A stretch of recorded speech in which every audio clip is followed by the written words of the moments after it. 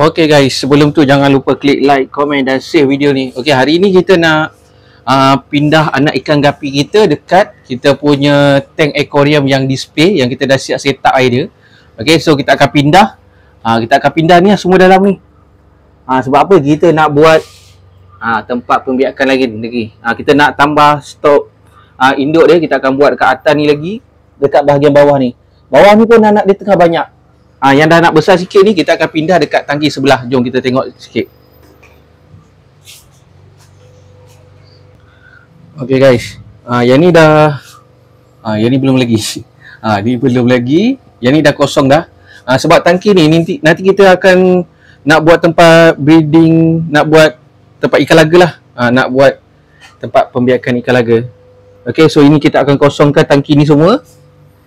Kita akan keluar dia punya filter, semua kita akan keluar. Anak dia, untuk anak ikan gapi dekat sini pun sama.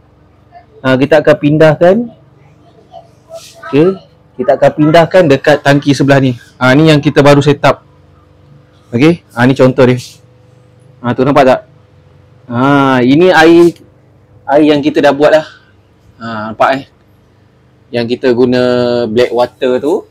Okay, jom kita tengok black water kita. Kita guna black water dengan daun ketapang sekalian, so dia lagi power.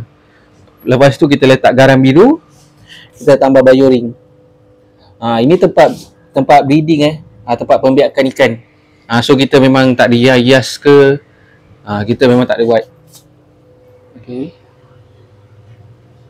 Tengok. Okey. Kita nak pergi cedok lagi guys.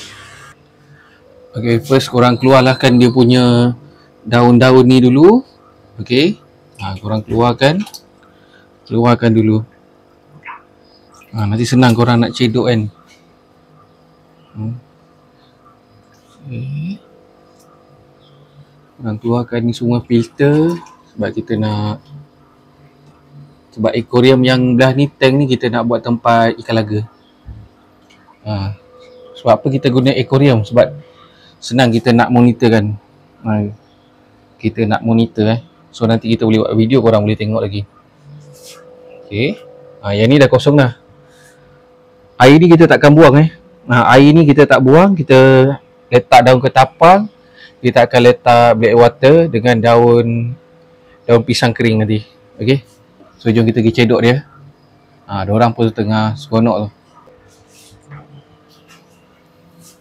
Tak susah pun guys. Korang saut je macam ni.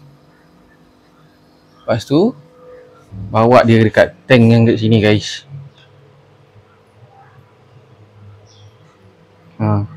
Okay, nanti kita sambung part 2 lagi lah. Tak tahu part berapa, tapi memang kita akan update lagi ni guys. Okay, thank you.